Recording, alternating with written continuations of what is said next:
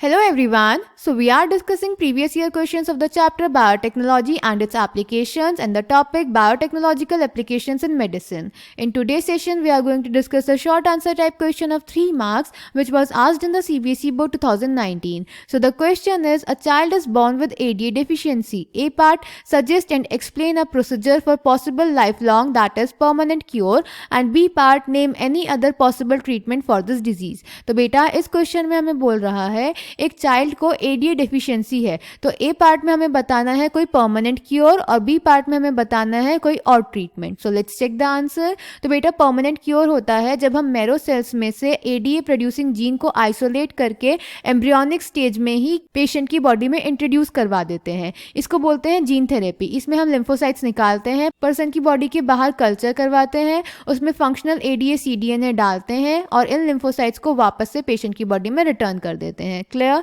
Then बेटा B part में हमें और ट्रीटमेंट बताने थे, तो ये हो सकते हैं बोन मैरो ट्रांसप्लांटेशन या फिर enzyme replacement therapy. Enzyme replacement therapy में बेटा हम फंक्शनल एडीए एंजाइम को इंजेक्शन की मदद से पेशेंट की बॉडी में डालते हैं, पर ये दोनों ही ट्रीटमेंट कंप्लीटली क्यूरेटिव नहीं होते. Clear. So the answer is A part, if the gene isolate from marrow cells producing ADA is introduced into cells at early embryonic stages, it could be a permanent cure.